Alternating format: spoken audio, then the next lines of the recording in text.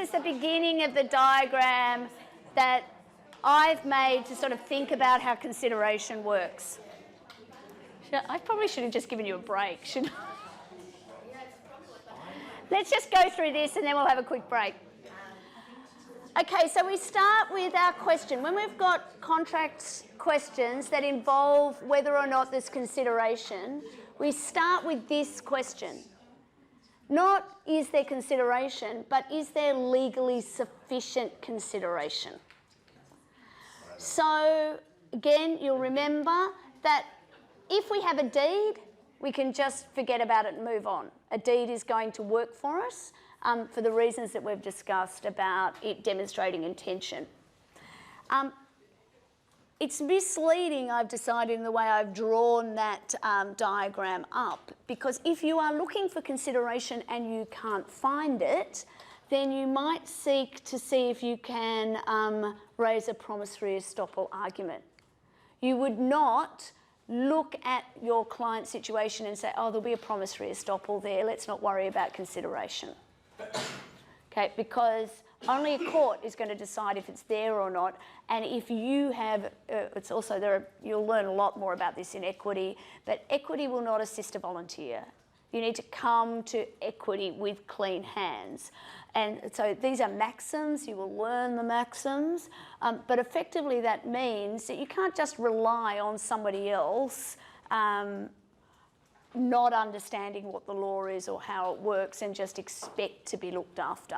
If you're going to look for an equitable remedy, then you need to be able to go to the court, firstly being able to demonstrate that damages are not going to be an appropriate remedy in the situation, that we can't just fix this by paying money. We actually need to stop this other party from exercising their rights in some way.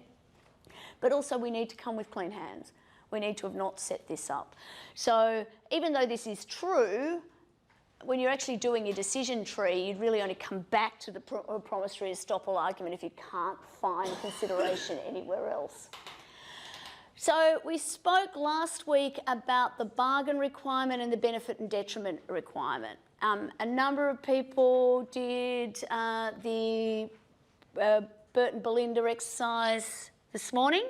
Oh, sorry, you didn't do it this morning. I marked them this morning, so it's all about me. The timing's all about me. And I think people, the ones that I saw, generally are understanding that idea of we need to the Curry and Mesa idea of detriment and benefit. The bargain requirement really just goes to the promise needs to be given in exchange for the promise that is received. And again, that's consistent with this idea of past consideration not being good consideration. Past consideration is not given in exchange for this new promise. The past consideration was given in relation to the different earlier promise. So you'll have to work out whether or not they comply with the rules. I think I've started too early, but let's have a look here. So core rules of consideration are pretty easy to remember. Consideration needs to move from the promisee. If you are getting the benefit of a promise, you need to give something in exchange for that. So it doesn't necessarily have to move to the person who made the promise to you, but you need to give something in exchange. Consideration needs to be sufficient, but it doesn't need to be adequate. We're going to spend a bit of time there in a minute because we're going to have a look at Woolworths. Past consideration is not good consideration, so we spent a little bit of time on that already.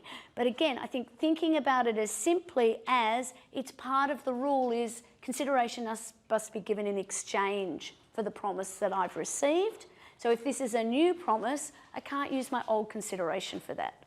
Similarly, and we'll get back to Pinnell's case as well, if I owe you money and I don't pay it, and then you and I reach an arrangement where you say, I will stop hassling you for that money that you owe me if you pay me 80% of it up front right now,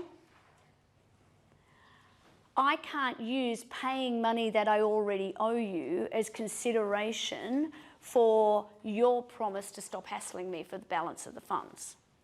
So if I'm going to get an enforceable promise from you that you waive 20% of my debt, I need to pay some consideration for that. Now, we might just put that into a deed, would be the really easy way. And many of you will have been in situations already where you've seen a deed of release or a waiver of some sort. So it might be you have a big bust up with your employer, you leave, you think they owe you money, they say that you don't, you end up, you reach an arrangement and you put it into a deed, and both parties basically say it's not my fault and I'm not admitting anything, but you walk away with the money. And it's documented in a deed so that everybody is clear and it's clearly enforceable. Performance of or promise to perform an existing legal duty is not sufficient consideration. So past consideration falls into this category often as well. If I already owe you money, that's my existing legal duty is to pay you that money.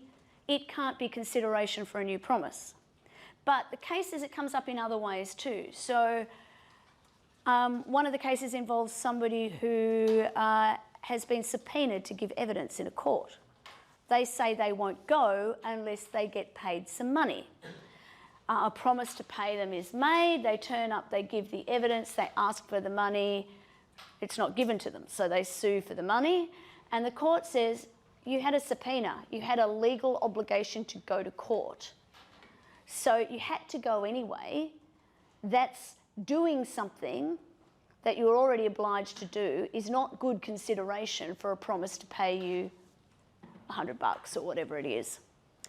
And part payment of a debt, I just talked about that in the context of past consideration as well. So we can pull all of these out as separate things, but you can see there's a continuous theme to it. They're just different ways of looking at the same piece of issue. What have I got that there?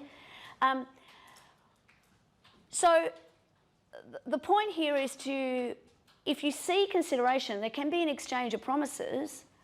So I promise to pay you 80% of the money that I already owe you in exchange for your promise to not sue me for the balance of it. There is an exchange of promises, but it's just not legally sufficient consideration. So, and I'm with Ken, I wouldn't call it consideration either, but. Okay, sorry, I just want to flick to what matters. Actually, can we take a break for, how long are you going to need? Are you guys going to get coffee? Can we have like 8 minutes? Can we start at 25 to? Probably closer to 7 minutes. And then we'll get back into this properly then.